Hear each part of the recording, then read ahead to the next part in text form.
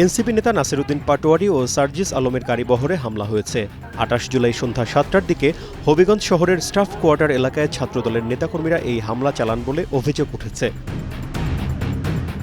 Police জানিয়েছে, এদিন বিকেলে হবিগঞ্জ টাউন হলের সামনে এনসিপির সমাবেশ ছিল। সমাবেশে নাসিরউদ্দিন পাটোয়ারি ও সার্জিস আলম সহ কয়েকজন কেন্দ্রীয় নেতা উপস্থিত ছিলেন। সমাবেশ শেষে নাসিরউদ্দিন পাটোয়ারি একটি জিপে চড়ে হবিগঞ্জ সার্কিট হাউসের দিকে রওনা হন।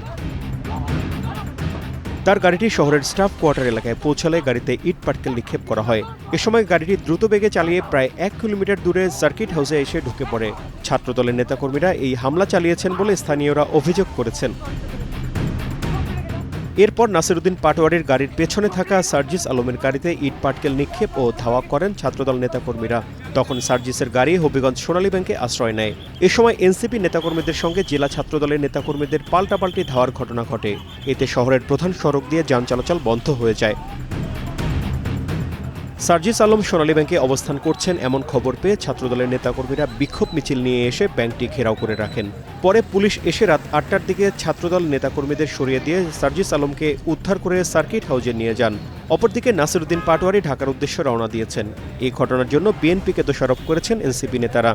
ছাত্রদল যুবদলের সন্ত্রাসী ক্যাডাররা, জিকে গাউসের ক্যাডাররা, তারা আমাদেরকে আক্রমণ করে হাসপাতালে পর্যন্ত ঢুকতে দেয় নাই। এখন আমি যখন আমার ভাইদের নিয়ে যাচ্ছিলাম, তারা আমার হাতে পর্যন্ত রড দিয়ে বাড়ি মারছে, ইট মারা শুরু করে। এরপরে রড থেকে শুরু করে যত ধরনের তাদের লাঠি সোটা এগুলো তারা মারা শুরু করে। এবং ওইখানে আমাদের ছাত্র শক্তি, যুব শক্তির, এনসিপির অনেক ভাইকে তারা ওইখানে ওই সবার সামনে ওইখানে পিটায়। এবং আমরা এখানে পুলিশ দেখলাম, আমাদের সামনে থাকা তো দূরের কথা, আমাদের সাথে থাকা তো দূরের কথা, এত বড় হামলার পরে তারা পিছনে দাঁড়ায় দাঁড়ায় নাটক দেখতেছে। তবে এ ধরনের অভিযোগ অস্বীকার করে হবিগঞ্জ জেলা ছাত্রদলের সভাপতি বলেছেন, সমাবেশে উস্কানিমূলক বক্তব্য দেওয়ায় স্থানীয় ছাত্র জনতা প্রতিবাদ জানিয়েছেন। হামলার সঙ্গে ছাত্রদলের কোনো সংশ্লিষ্টতা নেই। এখানে একটি রাজনৈতিক সংগঠন উস্কানিমূলক বক্তব্য দিয়ে সাজানো নাটক মঞ্চস্থ করেছে। উস্কানিমূলক বক্তব্যের প্রেক্ষিতে সাধারণ ছাত্র জনতাই তার প্রতিবাদ জানিয়েছে। এর দায়ভার তাদের নিতে হবে, এর দায়ভার বাংলাদেশ জাতীয়তাবাদী ছাত্রদলের নয়। এদিকে দলের নেতাদের উপর হামলার প্রতিবাদে তাৎক্ষণিক কর্মসূচি ঘোষণা করে এনসিপি।